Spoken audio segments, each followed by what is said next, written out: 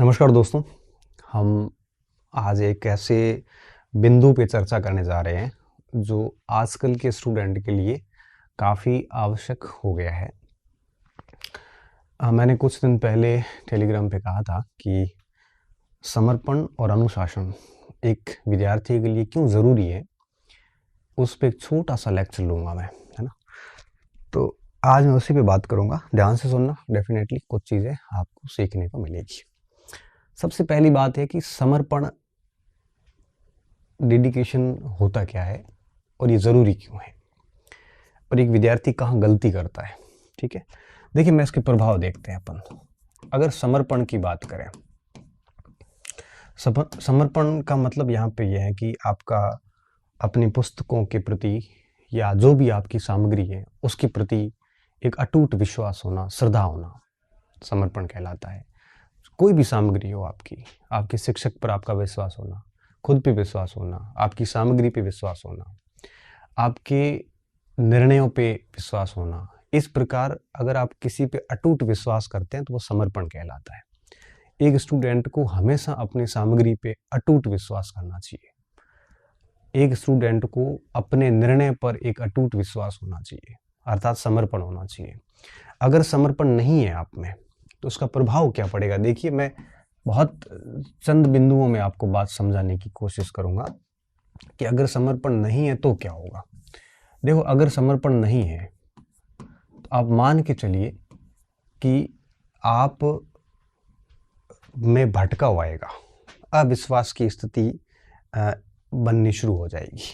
ठीक है, अगर समर्पण नहीं है तो आपको कोई भी भटका सकता है। आप लाइब्रेरी में बैठे हैं, आप किसी शिक्षक से पढ़ते हैं और आपके शिक्षक पर आप समर्पित होकर भरोसा नहीं कर रहे हैं और आपको किसी ने कह दिया कि ये ठीक नहीं पढ़ाते, या आप कोई पुस्तक पढ़ रहे हैं और किसी ने कह दिया कि इस पुस्तक से प्रश्न नहीं आते, आप उसी समय, समर्पण इतना नहीं है आपका, तो आपको अपनी ही सामग्री पर अविश्वास हो जाएगा। या आप किसी ग्रेड की तैयारी कर रहे हैं और किसी ने कह दिया कि सीधा तो प्रोफेसर कैसे बनेगा, अविश्वास की स्थिति आ गई। क्यों? क्योंकि समर्पण का थोड़ा सा अभाव था यहाँ पे।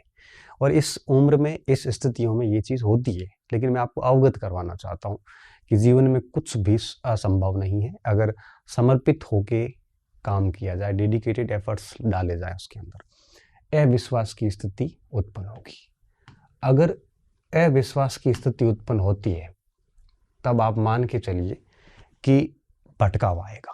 जब आपको अपनी सामग्री पर, अपने शिक्षक पे, अपने निर्णय पे जब आपको विश्वास नहीं होगा तो भटकाव आएगा। क्या भटकाव आएगा? अब आप ये सोचोगे कि यार जब मेरे सामग्री सही नहीं है तो मैं कौन सी सामग्री लाऊं। अब आप ये सोचने लगोगे कि फिर कौन सा शिक्षक सही है। अब आप सोचोगे कि फिर मुझे किसकी तैयारी करनी चाहिए। मतलब आप इस भटकाव में आ जाएंगे कि अब आपको यूं समझ लीजिए कि एक ऐसी स्थिति से गुजरना होगा कि आप अपना निर्णय चेंज करने वाला हो, और इस स्थिति में आपको पता पढ़ाई तो होती नहीं है और भटकाव आएगा, और भटकाव आते अनियमितता हो जाएगी। आप ठीक से पढ़ रहे थे और अब आप भटक चुके हैं। अब आपकी रूटीन, टाइम टेबल सब बिगड़ चुका है। अब आपको समझ में नहीं आ रहा है करे क्या। क्यों? ठीक से पढ़ रहे थे लेकिन पूर्ण समर्पित थे नहीं। सोशल मीडिया, यूट्यूब, साथी, लाइब्रेरी, समाज, मित्र, इन सब के हम संपर्क में हैं। ऐसा तो है नहीं कि हम इनसे अलग रहें, रहना ही पड़ता है साथ में। इन्होंने थोड़ा सा क्या कहा कि हमारा समर्पण भाव कमज़ोर हो गया और हमने हमारे निर्णय पर ही अविश्वास कर लिया।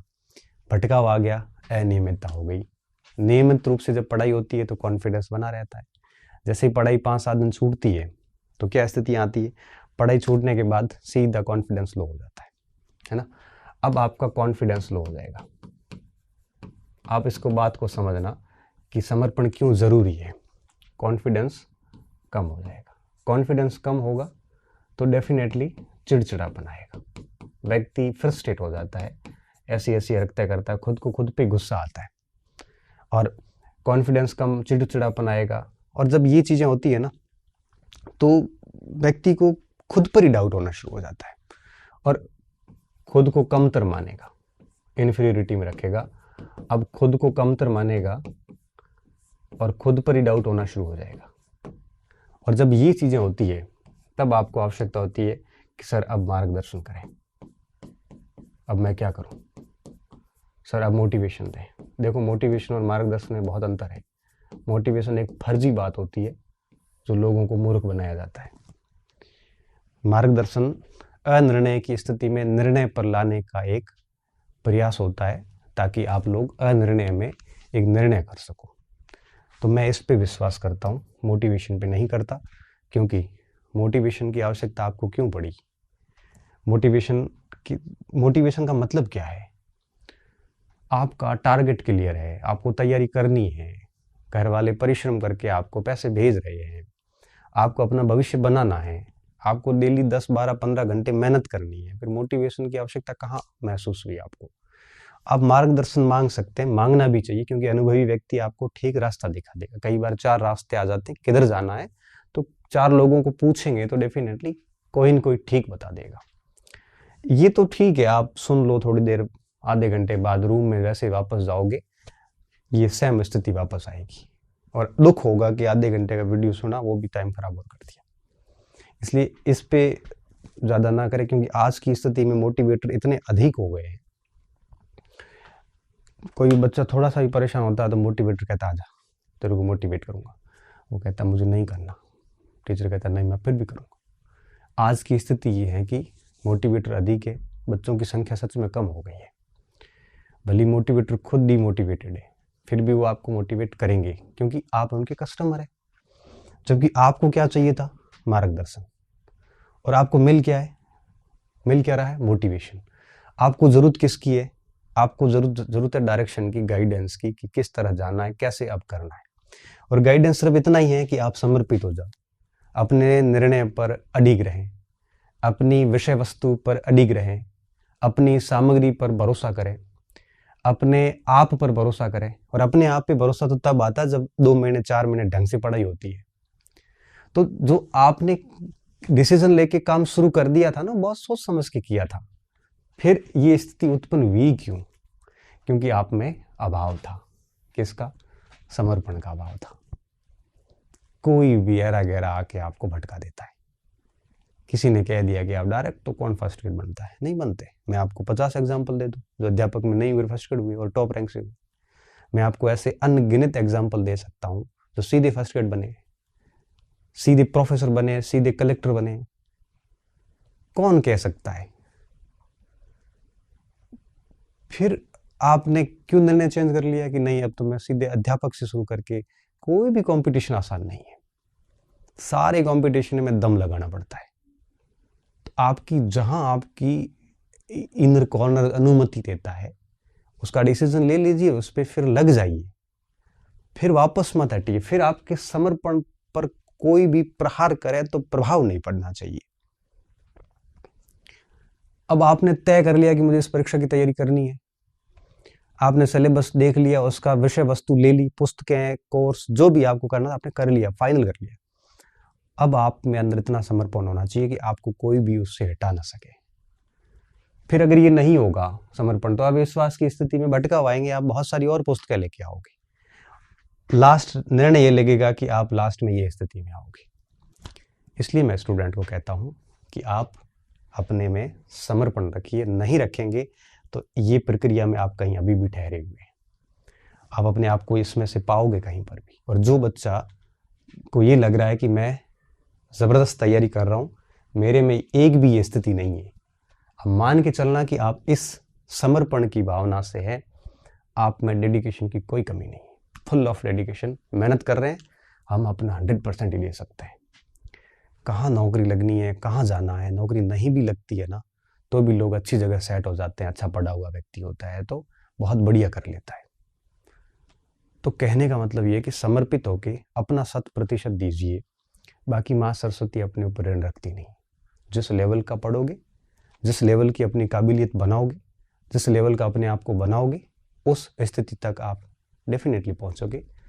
समय लग सकता है लेकिन आप जाएंगे वहां तक जरूर। इसलिए मैं सिर्फ एक ही बात कहता हूँ स्टूडेंट को कि समर्पण रखिए, अपने निर्णय पे समर्पण रखिए। अपने कंटेंट पे रखिए, अपनी काबिलियत पे रखिए, अपने शिक्षक पे रखिए, खुद पे रखिए, बाकी सब मोह माया है। और जिस दिन समर्पित होके इस स्थिति से मान लो आप कहीं गुजर रहे हैं, आज मैंने आपको मार्गदर्शन दे दिया और आज ही आपने निर्णय कर लिया और आप वापस तैयारी पे लग गए, समर्पित हो गए। आप याद रखना मेरी बात को, 5-7 दिन के अंदर आपकी स्थिति इतनी बढ़िया होगी कि ये सारी कहानी जो है वो खत्म हो जाएगी यहाँ पे ही, और आप तरीके से अपना काम शुरू कर दोगे, समय व्यर्थ नहीं करोगे। क्योंकि समय का पल पल बड़ा महत्वपूर्ण है। समय का 1 मिनट भी जब नष्ट होता है, 1 दिन नष्ट होता है, वापस कभी नहीं आता, और उल्टे हमारा कॉन्फिडेंस कम करता है, हमारे अंदर एक प्रकार से खुद को एक खुद पे क्रोध आने जैसी स्थितियां उत्पन्न हो जाती, जिस दिन हम दिन पूरा बिगाड़ते हैं। इसलिए मैं कहता हूं कि समर्पित होइए, यकीन करिए, यकीन बहुत ज़रूरी है। यकीन करिए और आपको कोई भी प्रभावित ना करे, ऐसी काबिलियत विकसित कीजिए, तब जाके आनंद आता है। नहीं तो लाइब्रेरी में बैठा आपके जैसा ही आपका साथी आपको भटका रहा है, इतने कमज़ोर अगर आप है तो आप इस प्रतिस्पर्धा के योग्य नहीं हैं। आपको कोई भटका रहा है और आप अगर समझ नहीं पा रहे हैं कि आपको कोई भटका रहा है, तो आप भटकने के योग्य हैं, आप चयन के योग्य नहीं। इसलिए आप निश्चिंत रहिए, अपने ऊपर भरोसा कीजिए, क्योंकि जो भी आपने पहले निर्णय लिया था, जिस पे आप भटके हो, वो निर्णय भी आपने बहुत सोच समझ के लिया था। फिर क्यों भटकना? इसलिए मस्त रहिए। सिलेक्शन स्रोतों से नहीं होते, सिलेक्शन शिक्षकों से नहीं होते, सिलेक्शन ऑनलाइन कोर्सेज से नहीं होते, सिलेक्शन पुस्तकों से भी नहीं होते। सिलेक्शन होते हैं पढ़ने वाले के ऊपर निर्भर करता है। ऑनलाइन कोर्स से भी ले सकता सिलेक्शन, किताबों से भी ले सकता है, शिक्षक से भी ले सकता है, और सिलेक्शन लेने वाला व्यक्ति होना चाहिए। बाकी किताबें मैटर इतना नहीं करती। अब मेरे से पढ़ के कोई पहली रैंक भी ला सकता है, पढ़ के हज़ारों फेल भी होते हैं। तो मैटर क्या करता है? मैटर करता है आपका समर्पण, आप कितने समर्पित होकर मेहनत कर रहे हैं। ये चीज़ सबसे ज़्यादा ज़रूरी है। अब दूसरी जो बात आई थी, वो आई थी अनुशासन की।